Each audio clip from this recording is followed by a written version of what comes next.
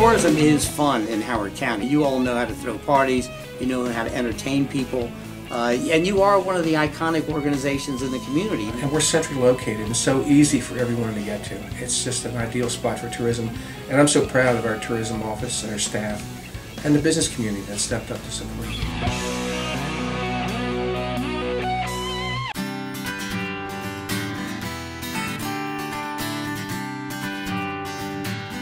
It was a small community. Howard County is a small county, and everyone knew one another and had a fabulous idea to create the Tourism Council to put Howard County on the map. Bill King, of course, from the Crab Shanty, Nick Mangione from Turf Valley, Anthony Souza from the Hilton, the Harrisons from Enchanted Forest. A lot of people had a hand in it. Frank Collins at the county was a former Marriott employee, so he was tuned into tourism. But we didn't see any signs of the general public being aware or any promotion of Howard County. So everyone sort of agreed, kind of at the same time, that it was a good thing to do. We started it in 1981, and at that point in time, I had a sale for the Enchanted Forest property, but I didn't finally consummate until 1988. I think we overcame great deal of resistance, the pioneers. I'm really thankful that they had the initiative to start tourism at that time and to where it has grown today.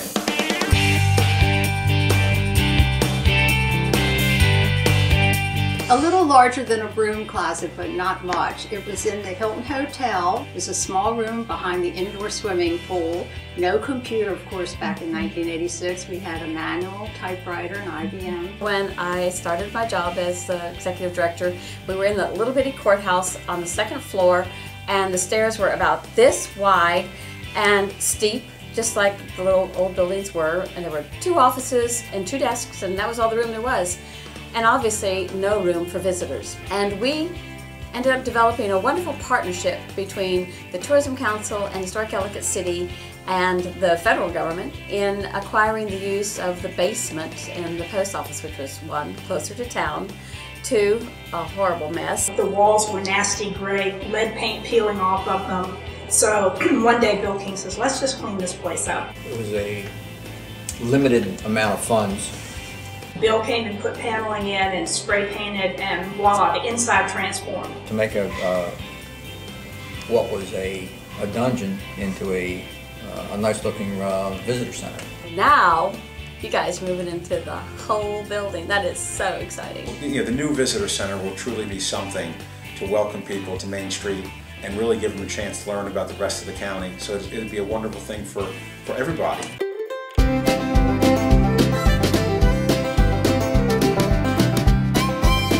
I was 9 years old, my dad came to all the kids, all 6 kids, and he said, instead of giving you a nickel for a B and a dime for an A on your final report card, we can go to this place called the Enchanted Forest. Ooh. And we thought the Enchanted Forest sounded like the most magical place on the planet. He loaded us in the station wagon. We came down to Howard County. We spent all day at the Enchanted Forest running around with the gingerbread man and sliding down the slide and seeing Willie the Whale.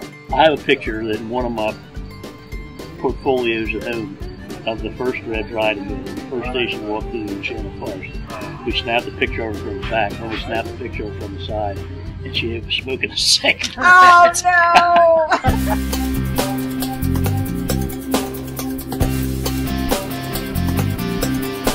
I had just been hired in the summer of 1986, and immediately we had a seafood festival to put on, and it was held at the old Eastgate Mall at the intersection of Route 1 and Route 175. It was under the pavilion. We had a huge turnout, made a very good sum, and everybody had a ball.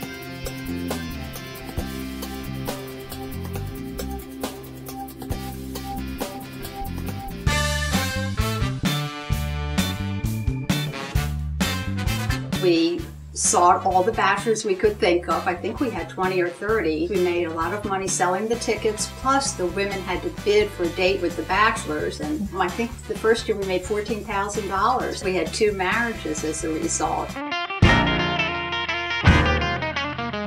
There have always been ways to work together with tourism when I was in economic development, and one that I remember fondly was the Pink Ladies and I was Dick Clark.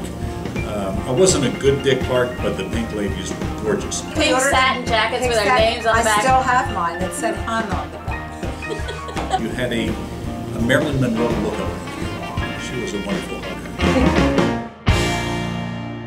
Well, it seemed like a great idea when the tourism team dreamed up the soiree, and then it continued to dream up the Dancing with the Stars element. To see the event pulled off at the level it was, to see my parents out there dancing, made me very proud. First, I have to thank my wife. She was instrumental in working up the outfits, and she did a wonderful job, and she's a great dance partner. But the training was intense. I didn't realize really what I had gotten myself into. Another once-in-a-lifetime experience with tourism.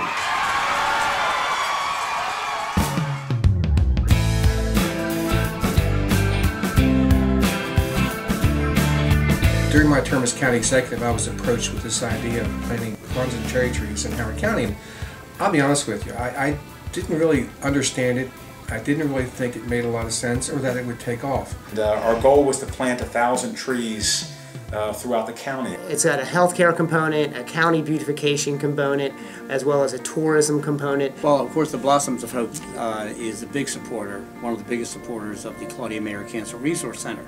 And that center was founded by my wife and another wonderful woman named Lynn Salisbury. But she and my wife Tina had this idea to create a center where people with cancer and families of people with cancer could come and use the center as a resource. It's taken on a life of its own with respect to pink menus for restaurants that attract people to come in, golf tournaments, the lanterns, the parade of the lanterns. It just started off very small. One of the memorable things that we did was to do the Cherry Blossom Parade in Washington, D.C.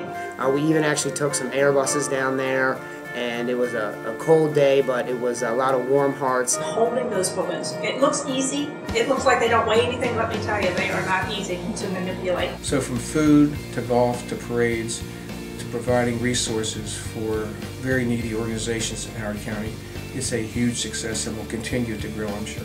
But one day we believe that the trees that we've planted today will certainly position and make Howard County a destination in the Mid-Atlantic region that we can all be proud of.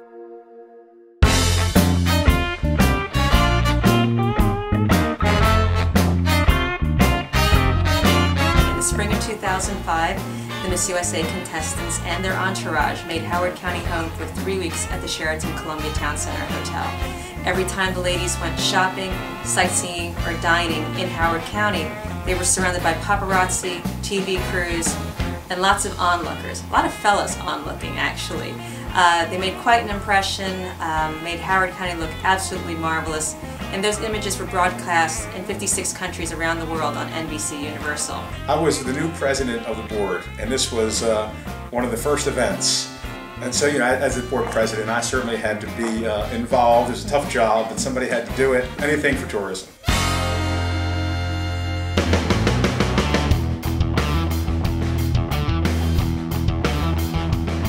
Merriweather was opened in 1967.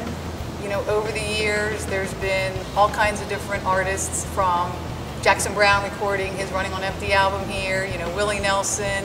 A few presidents have come here. The venue, time and time again, every year, despite the fact that it was built in 1967, it's still being nominated for the best outdoor amphitheater in the country. Merriweather is certainly a big draw, and everybody can associate in some way, shape, or form. Sometimes, we always have to staff up when Merriweather has a rock concert or a Jimmy Buffett event. Howard County Tourism, under the direction of Rachelina, has been great in terms of creating different partnerships with a lot of different businesses in the county. And the partnership that they had with us is we hand out the visitor's guide to the tune of about 30,000 each summer as the patrons come through the gates, and they sit there on the lawn and they leaf through it. We love Merriweather Post Pavilion. We fought hard to save it, and now we've got a plan for downtown Columbia that includes $20 million or so reinvested into Merriweather for the next generation. It's one of a kind. No one's going to build an outdoor concert pavilion again like this, especially with the woods. And so Merriweather's a treasure, and I just thank tourism for recognizing it, promoting it, and I hope it's a real anchor for our future moving forward in Howard County.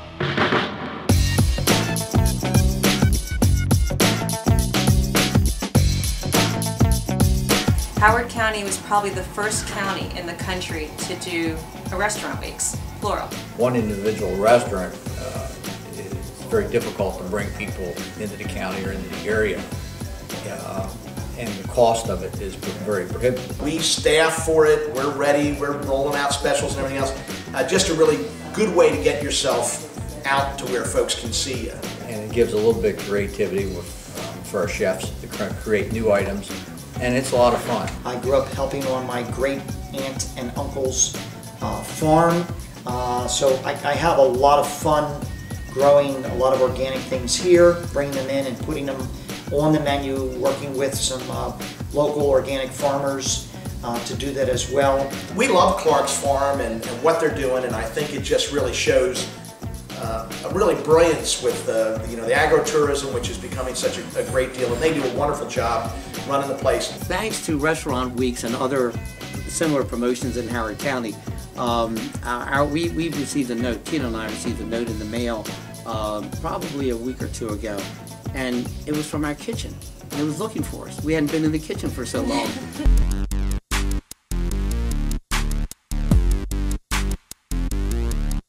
We have a terrific partner in the Maryland Office of Tourism. Most notably, we've worked together with them on the Maryland Civil War trails. In that promotion, which is a multi-state, multi-million-dollar promotion, it brings heritage travelers to our historic sites and our recreational attractions throughout the county, from Savage to Elkridge to Columbia to Ellicott City to Lisbon and beyond. It's a lot of fun to be able to use the house in a historic context and have it tied in to the food that we're making, as well as to watch people who come here on the historic, the Civil War trails, and for them to see a house that was here was part of the Civil War and part of the American Revolution. Probably our best friends and our best partners are the Howard County Arts Council. We invite regional artists from throughout the Mid-Atlantic to descend upon historic Ellicott City, let the town become its muse, and paint those handsome homes in the Darling Historic District. The artists become part of the attractions themselves, and they've got about 48 hours to create those masterpieces before we put them for sale. The ghost tours are a tremendous success. Those tours bring thousands of visitors and residents into those historic districts for an evening of shopping, dining, and ghost hunting. We've worked with the Tourism Council to do some of those here and to develop that around many of the stories of the spirits that seem to hang out.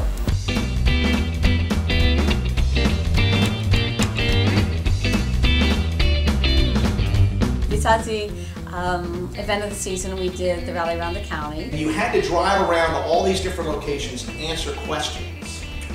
Well, I loaded the 5 kids in the van with my wife, and we drove all over the county. What we didn't know was that the people that won had cell phones. So they were calling everybody and they were getting all the answers. It was great fun, except I learned a little bit more about racing. Obviously, I'm not a NASCAR fan.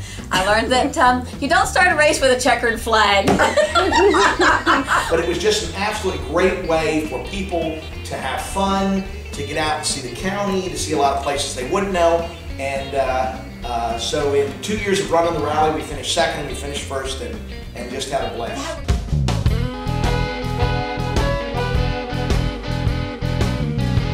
I love our annual meeting. I know a lot of folks probably hear annual meeting and think that sounds a little sleepy, but we say having fun is serious business, and our annual meeting celebrates the successes of the industry, but most importantly, the 10,000 people that make their living in tourism and travel and hospitality in Howard County. Packing the house at almost 300 people for Howard County's annual meeting, I think is quite an accomplishment.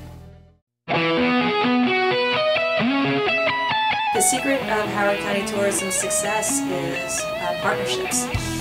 It's been a wonderful, wonderful ride for me to be a part of this. The tourism is fun. The people who actually get involved with the tourism group, I think appreciate it more than those who are on the outside looking in. They don't understand what a great time you can have while at the same time benefiting your business. I became very good at shameless self-promotion, and a lot of it is due to working with the Howard County Tourism Council. If I could say to any small business person, get involved. It will only make you more successful. The Tourism Council is really trying to serve everybody's best interests collectively and do something unique. It's beyond what a standard sort of business organization would be, and it allows it to be, I think, more focused and creative. And that's why it's so successful and still going strong today. My dad would be very proud of where it's at.